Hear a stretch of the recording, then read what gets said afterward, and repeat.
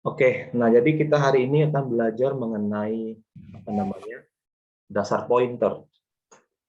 Nah, jadi sebelum kita masuk ke intinya, saya ingin bertanya ke teman-teman semua, ya. Kira-kira ada yang bisa nggak kasih tahu ke saya bagaimana sebenarnya cara mendeklarasikan sebuah variabel, katakan variabel A, ya. Tipe datanya adalah integer. Kita isi dengan angka 5. Kira-kira gimana? Ada yang tahu nggak? Izin jawab, Pak. Yes, suaranya agak besarkan dikit. Terima kasih atas kesempatannya, Pak. Perkenalkan, saya Sumarolop dengan NIM 051. Untuk Ya. mendeklarasikan variabel bertipe integer itu, Pak, dibuat integer dengan nama A, kemudian sama dengan 5 untuk mengasah nilai 5, Pak. Oke, good. Dan Good. Oke, ada yang tahu nggak bagaimana cara mendeklarasikan sebuah variabel, variabel tipe datanya karakter, katakan aja nama variabelnya adalah TMP misalnya, isi dengan sebuah karakter C misalnya. Ada yang tahu?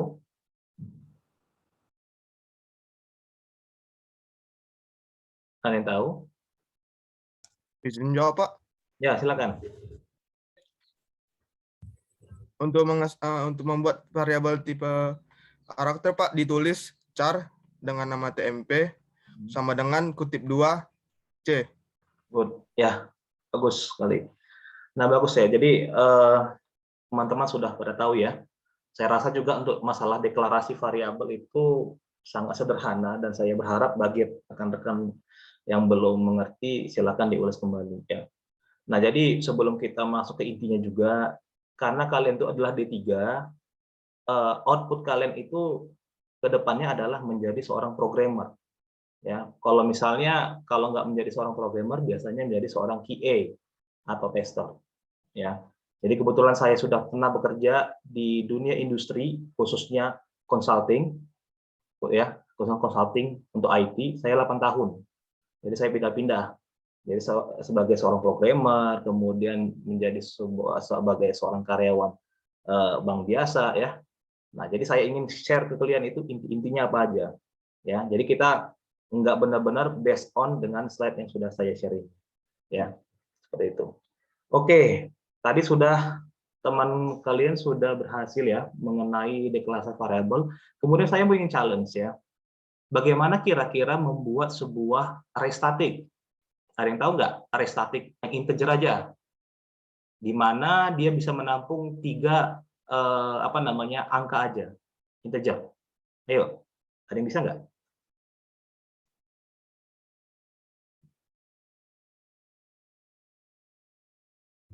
Saya ingin menyapa si Angelika, Angelika Manurung. Halo Angelika. Angelika atau Angelika? Saya panggil. Angelika, Pak. Angelika, good. Kira-kira gimana Angelika? Kalau kita mau membuat sebuah array bertipekan integer, tapi cuma bisa nampung 3 aja. Kira-kira gimana? Integer, Mhm. array yang gambar peta itu, Pak. Kita taruh di dalam array-nya sebanyak 3, Pak. Oke, coba bantu saya untuk menuliskan. Ini apa ya, whiteboard-nya ya? Oke, kira-kira gimana? Integer, integer, kemudian, ayo Array, Angelika. Pak. Ya, sorry. Apa setelahnya ini? Saya nggak berbicara mengenai dynamic dulu ya, masih statik yang paling mudah. Atau ada teman-teman yang tahu integer apa ini? Ayo, bantu saya, ayo. Array, Nama Pak. array-nya, Pak. Nama datanya, Pak. Nama HRR misalnya ya, atau ya terserah sih mau TMP, mau A, mau ya terserah gitu ya. Kemudian, sorry. Nah, kemudian diikuti oleh Tanda bracket ya. ya, Ini namanya bracket. di Kalau dalamnya. misalnya ada gini namanya bracket. Kalau ini kurung kurawal. Nangkap ya. Tapi kalau kayak gini namanya semicolon. ya, semikolon. Oke, jadi bracket, kemudian katakan tadi di 3 3. ya. Nangkep ya teman-teman? Oke, good. Nah, jadi ini kita bisa isi sembarang nilai. Ini 5, ya 10, mungkin 7, oke lah. Seperti ini ya. Nah, dari sini ada nggak teman-teman yang nggak atau belum paham sama sekali? Bagaimana membuat array? Semua ngerti ya, berarti ya? Nah, saya ingin tanya ke kalian yang menjadi volunteer. Kira-kira apa sih sebenarnya definisi dari sebuah array? Nggak usah susah-susah. Kasih analoginya aja. Saya lebih terima itu. Ya, ayo. Array itu kira-kira gimana sih sebenarnya? Ayo. Izin, Pak. Ya, silakan. Untuk menyimpan banyak data dengan tipe data yang sama, Pak. Good. Nah, itu terlalu berat bahasanya. Nah, kita kembali sebenarnya ke sebuah variabel. Nah, kalau variabel itu kan kalau kita analogikan sebagai sebuah gelas. Ya kan? Katakan itu gelas adalah gelas A, ya. Kita isi dia dengan air di dalamnya. Ya.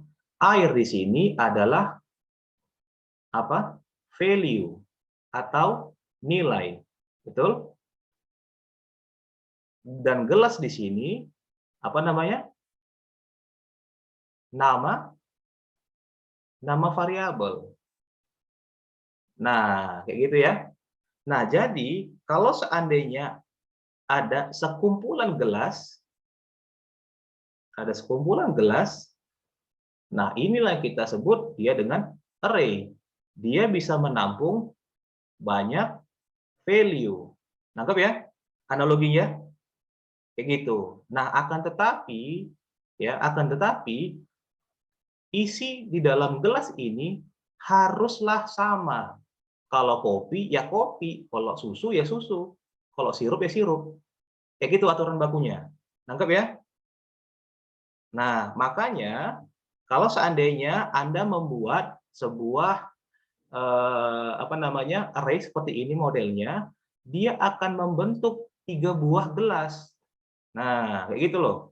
3 buah gelas. Nah, tapi isinya adalah harus integer. Nggak boleh float, nggak boleh desimal, nggak boleh karakter. Jadi isinya harus sama, adalah integer. Nangkep ya? Seperti itulah dia mengenai array. Jadi sekumpulan nilai atau elemen, kalau di pemrograman namanya elemen. Sekumpulan elemen dengan tipe yang sama, itulah si array. Ya, kalau kita analogikan sebagai kumpulan dari beberapa gelas, namun isinya mesti sama. Kayak gitu. Nangkap ya? Nah, itu saya hanya flashback ya. Ya, apabila misalnya ada teman-teman yang masih belum ngerti ya mengenai apa itu variabel, apa itu array seperti itu. Nah, kemudian kita lanjut lagi. Saya ingin mengulas tentang function dan juga prosedur. Nah, ada nggak yang tahu apa sih bedanya function, apa sih bedanya prosedur?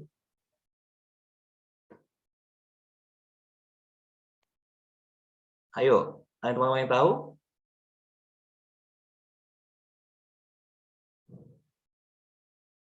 Apa bedanya function dan apa bedanya prosedur? Atau simpelnya aja kasih analogi ke saya.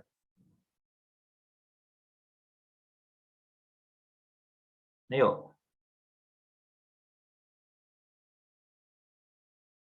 Nah, kayaknya masih belum nangkap ini ya. Oke, jadi function dan atau prosedur itu dua hal yang sama tapi berbeda. Loh, kenapa seperti itu? Jadi yang paling ketara ya, bahasa orang Medannya yang paling ketara kelihatan itu adalah si function pasti akan mengembalikan nilai. Nangkap ya? Sedangkan prosedur tidak akan pernah mengembalikan nilai. Ya, karena dia pelit. Kayak gitu.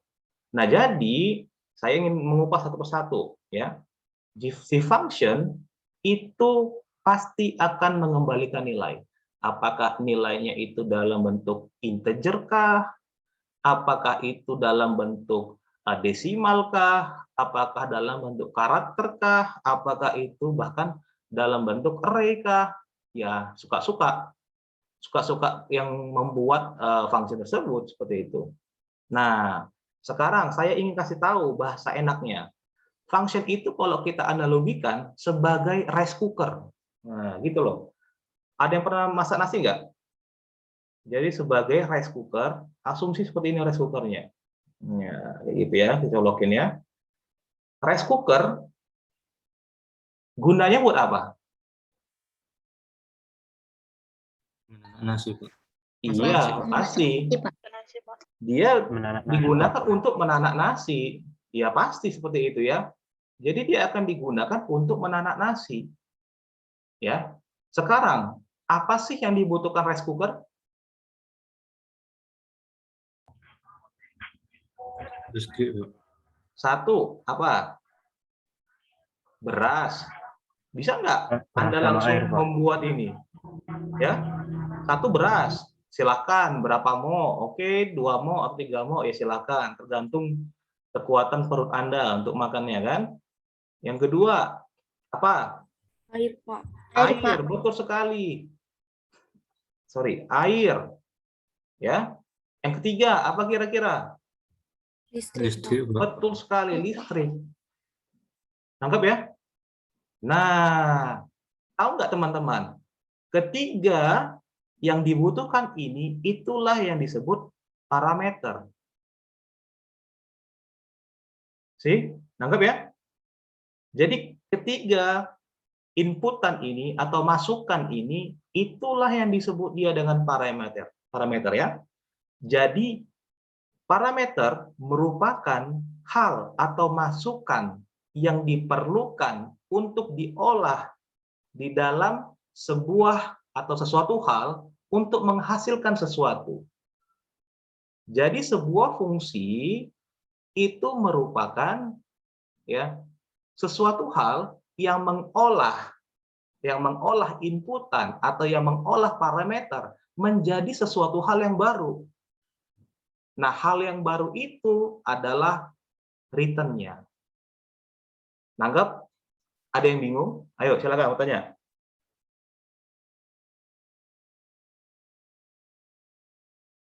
Nangkep ya? Ada yang masih bingung? Saya Dikit, ulangi Pak. sekali lagi. Ya. Saya beranjak dari si function.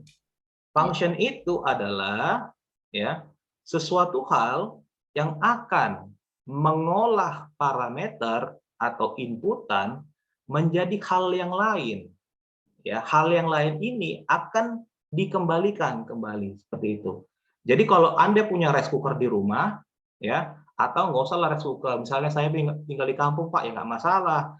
Anda punya dangdang masak nasi, ya, kemudian Anda isi beras, Anda isi air, kemudian Anda hidupkan kompor, ya, kemudian itu kan akan ini ya terjadi proses apa namanya di dalamnya sehingga menghasilkan nasi. Nah, nasi inilah yang merupakan return-nya. Anggap ada pertanyaan? Nah, itulah dia pengertian dari sebuah function. Ya. Nah, sedangkan untuk si prosedur, dia tidak mengembalikan nilai. Wah, pelit sekali dia gitu. Ya. Kira-kira ada nggak yang tahu penerapan dari sebuah prosedur di dunia nyata?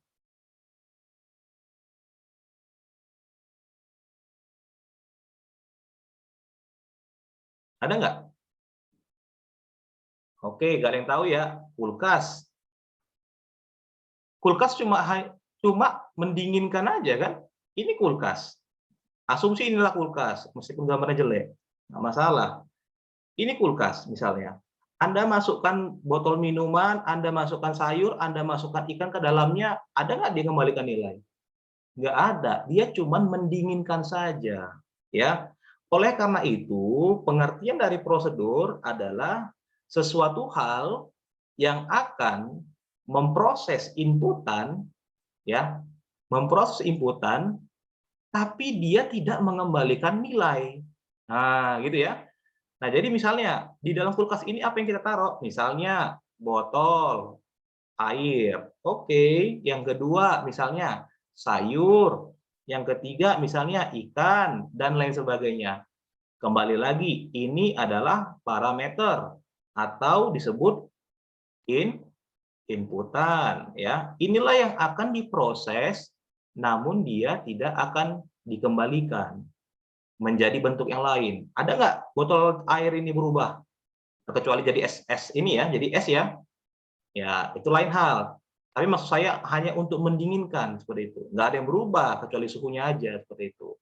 Sama juga sayur, ya.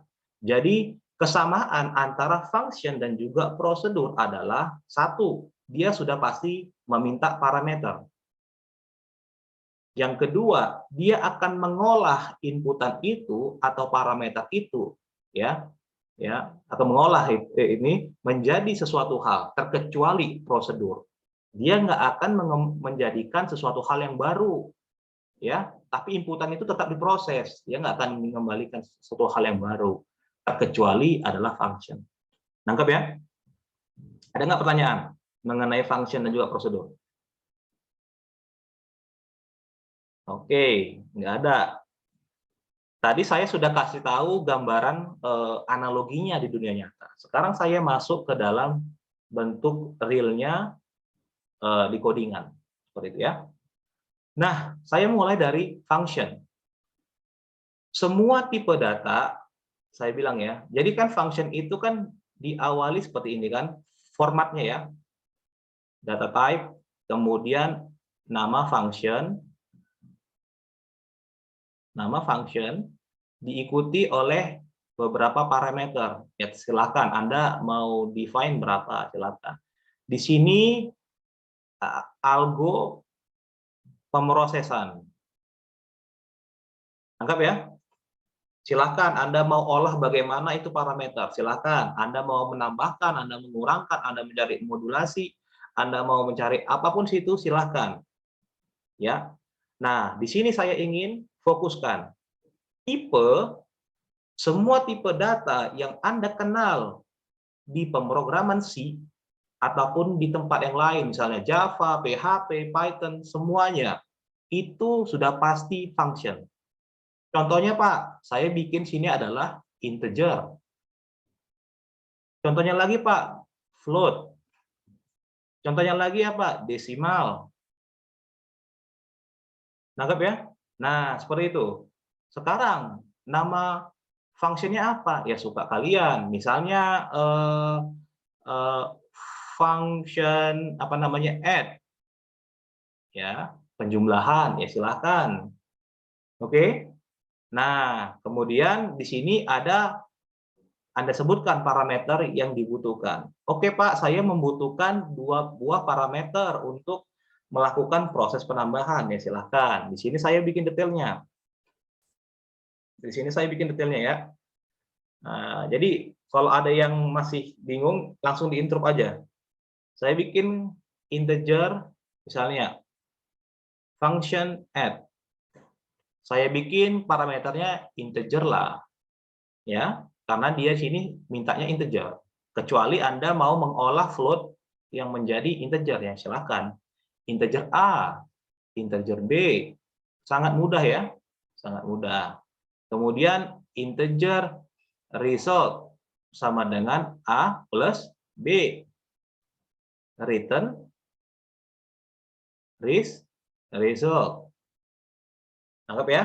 Nah, inilah yang dikatakan bentuk baru atau outputnya. Output dari siapa, Pak? Dari hasil pemrosesan A dan si B. Ya.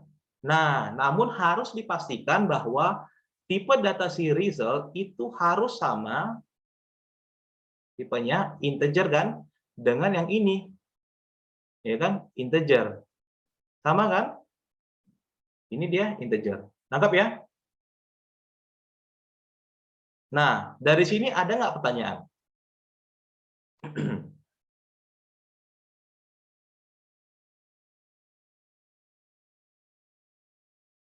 Ayo, dari sini ada nggak pertanyaan? Saya mau menyapa si Cici, Cici Yanti Lubis. Ayo Cici. Halo Cici. Halo Pak. Ya, good. Cici, ada nggak pertanyaan dari sini kira-kira?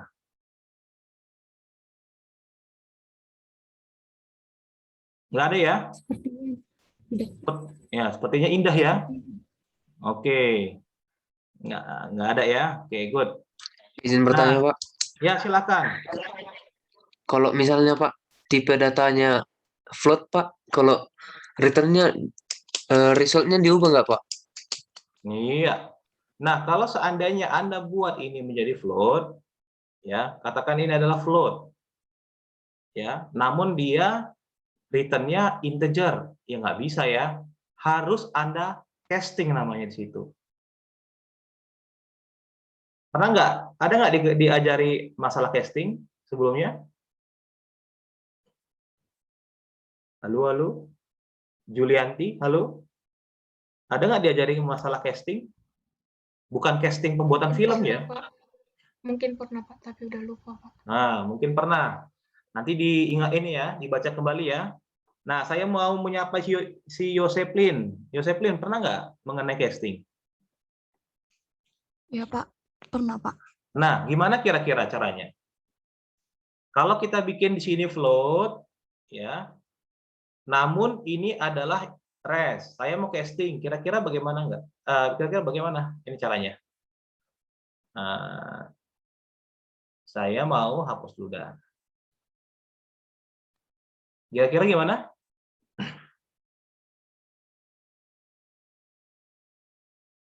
Ada yang tahu? Oke, ada yang tahu? Teman-teman ada yang tahu? Si Horas. Saya menyapa si Horas dulu. Horas Marolop-olop. Iya, Pak. Ya, gimana cara castingnya, Horas? Dia membuat variabel baru dan di-assign nilai si result, Pak. Coba, oke, silakan bantu saya. Bagaimana? Jika misalnya nanti si function-nya itu float, maka dibuat variabel baru dengan float dengan nama Float. baru. Float dengan Kemudian nama baru misalnya res1 res 1 sama oke. sama Kemudian, dengan aha, diambil dari nilai si result, Pak. ya gimana caranya? Sama dengan res, Pak. Sama dengan res. Masih belum tepat ya? Ada yang tahu?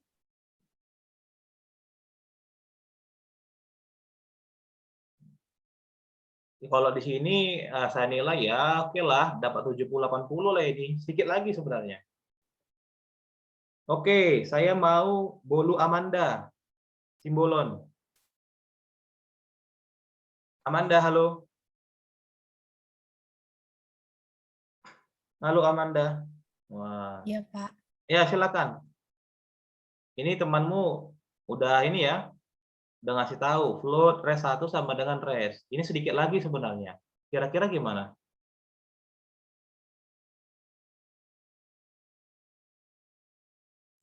Nggak pakai integer, Pak. Hah? Nggak pakai integer maksudnya? Yang integernya nggak diikutkan. Integer, ya. Maksud saya bagaimana cara mengcasting si res menjadi tipenya adalah float. Ini kan integer ya. Nah, bagaimana si res ini berubah kelaminnya menjadi integer? Casting itu kan proses mengubah jenis kelamin sebenarnya. Oke, bagaimana? Si Lawi Sena. Halo Lawi. Halo, halo. Wah, nggak tempat kan? Berarti hidup komputernya aja tapi nggak tempat ini. Albert lah, Albert Aritonang. Ya, Pak. Ya, bagaimana caranya?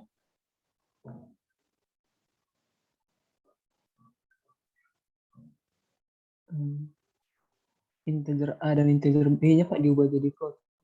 Ya, bagaimana cara castingnya? Jangan, kita nggak usah ubah integer A dan integer B jadi float. Saya mau rest-nya itu jadi float. Wah, berarti nggak ada yang tamat ya. Oke lah. Izin Nah, menjawab, Pak. ya silakan. Good. Siapa? Integer Nama. rest sama dengan buka kurung float, Pak. Yang namanya siapa? A tambah B. Julianti Sitorus NIM 113210556, Pak. Oke. Gimana caranya? Untuk mengubahnya, integer rest sama dengan buka kurung float A tambah B. Integer rest sama dengan float, buka kurung float tutup kurung A tambah B titik koma, Pak. Kasih, Pak. Oke, good ya. Ya, jadi boleh seperti itu, boleh. Tapi kan saya mintanya si rest. Nah, caranya bagaimana? Nah, caranya seperti ini. Saya kasih warna merah. Float rest. Ya. Maka di sini rest 1 kita gunakan. Ini sambung ya. Jangan pisahkan rest 1. Nah, seperti itulah caranya mengubah jenis kelamin dari misalnya jenis kelamin A menjadi jenis kelamin B misalnya, atau C, seperti itu. Ada pertanyaan? Nggak ada ya? Oke, mantap. Jadi saya berharap kalian itu bisa belajar lagi lah, mengulas kembali ya. Kenapa saya bisa menyarankan Anda untuk belajar kembali ya? Jadi teman-teman kakak kelas kalian lah, itu kebanyakan nggak bisa ngoding, akhirnya ini ya, gagal ketika tugas akhir. Nah, lain hal kalau seandainya Anda mau punya plan ya ke univ yang lain ya silakan aja, kayak gitu ya. Tapi kalau Anda ingin bertahan, saya sangat menganjurkan itu kembali, kalian itu harus mengulas. Karena nanti output kalian adalah menjadi seorang programmer. Ya. Di dunia kerja nanti yang hal beginian tuh udah sangat ini ya, sangat mudah. Jadi Anda bisa bayangkan aja membuat function dalam kepala seperti itu, ya.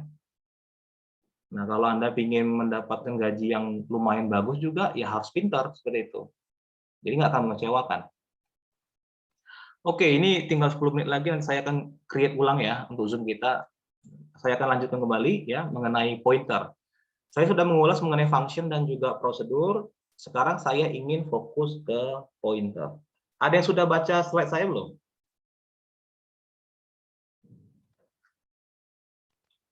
Ada ya? Nah, bagus. Ada. Nah, jadi sebelum masuk kita ke pointer, saya ingin kasih ilustrasi yang sangat mudah.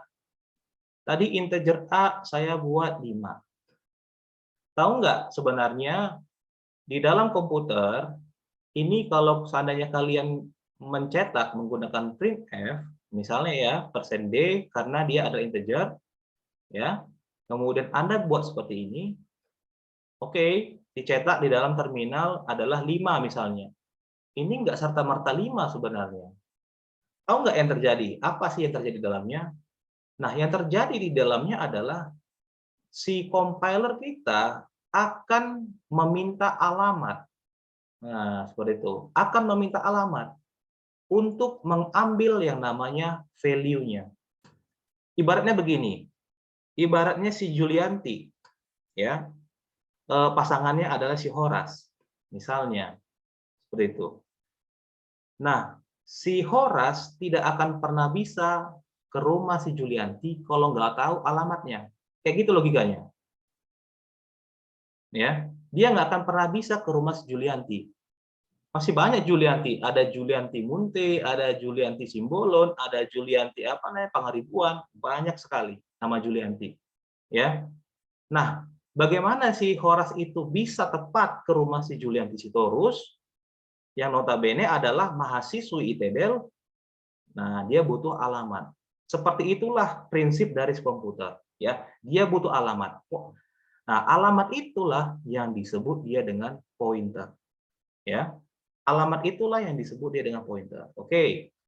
Sekarang saya ingin menggambar sebuah kotak, ya. kotak ini merupakan variabel. Variabel apa? Variabel A. Ya. Isinya apa? Angka 5. Ya. Si komputer itu sebenarnya membutuhkan alamat dari kotak A, enggak langsung ke si A yang ini. Itu faktanya. Ya, dia butuh alamat yang tepat. Banyak variabel-variabel A. Misalnya Anda menggunakan aplikasi misalnya Microsoft Word. Kemudian Anda menggunakan aplikasi Excel, Anda menggunakan aplikasi pemutar musik misalnya. Di mana dari masing-masing aplikasi ini mendeklarasikan variabel yang nama variabelnya adalah A. Bagaimana dia tahu? Nah, itu tadi, dia butuh yang namanya alamat. Nangkap ya? Itu kegunaannya, salah satunya. Seperti itu. Nah, caranya bagaimana kita mengambil alamat dari si variabel A? Seperti ini. Nah, jadi modelnya adalah, saya buat di sini, Anda harus membuat tipe data dari si A. Integer, diikuti oleh sebuah tanda bintang. Ini namanya asterik. Ya. Kemudian diikuti oleh nama variabelnya, penampung dari alamat si A. Katakan ya PTR si A atau pointer si A misalnya. Nah, ini ingat ya, ini sering keluar ujian nih. Saya langsung kasih tahu kisi-kisinya aja nih. Atau kuis ya. Gunakan ampersand. Oke. Gunakan si A. A ini merupakan variabelnya. Anggap ya. Nah, kalau Anda cetak si PTRA itu tidak bisa lagi menggunakan %D. Kenapa? Karena si PTRA, ingat ini ya, saya ulangi, ini saya dekatkan mikrofon ini. PTRA tipe datanya adalah integer pointer, bukan integer. Anggap tipe datanya adalah integer pointer, di mana karena tipe datanya adalah integer pointer, dia akan menampung alamat ya dari sebuah variabel yang bertipekan integer. Itu meaningnya. Ya. Nah, jadi dia membutuhkan yang namanya %P untuk kita cetak. Nangkap ya? %P. Maka kalau Anda cetak printf %P, mainkan di sini PTRA. Nah, hasilnya apa? Hasilnya tergantung komputer kalian. Kalau Anda menggunakan Windows, biasanya dalam bentuk A, random alfabetik lah. Ya. A, B, misalnya E, Z misalnya. Random dia. Tapi kalau Anda menggunakan Linux, biasanya 0x788. Jadi kalau seandainya Anda punya aplikasi, tiba-tiba error mengeluarkan kayak gini, ya itu biasanya dari si Linux. 0x788. Ini merupakan alamat memori langsung di komputer kalian. Ya. Jadi bahasa C itu bahasa yang paling lower level, yang langsung ke controller, yang langsung ke mesin. Kalau Anda misalnya, Pak, saya minat robotik, saya minat ini, ya udah gunakan bahasa C.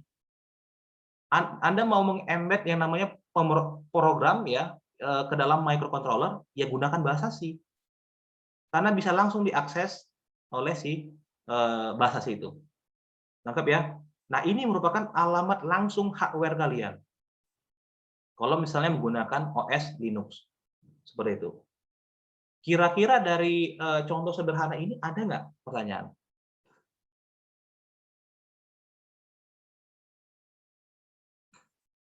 Ada nggak pertanyaan? Saya ingin menyapa si Boy Tri Anugrah. Si Boy ini kemana nih? Dia punya background, tapi nggak ada orangnya. Halo Boy. Halo Pak. Iya, gimana kabar? Sehat, Pak. Oke, sehat, good. Gimana nih? Ada pertanyaan? Nggak ada, Pak. Nggak ada ya? Oke. Memang saya rasa juga nggak ada pertanyaan, karena cukup gampang sini ya. Nah, oke ya. Jadi Anda sudah tahu, saya mau merecap aja ya. Anda sudah tahu apa sih sebenarnya dan bagaimana membuat sebuah variabel yang akan menampung pointer. Nah, tapi saya kasih contohnya adalah integer. Bagaimana kalau untuk float? Ada yang tahu nggak? Seandainya saya buat seperti ini, ya. Seandainya saya buat dia float seperti ini. Float B sama dengan 3,14 F. Bagaimana kita mau mengambil alamat dari si B? Ada yang tahu?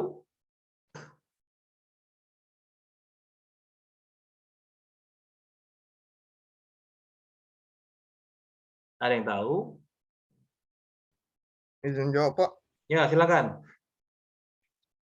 Nanti dibuat float Oke. asterisk Float. FPTR, Gimana float?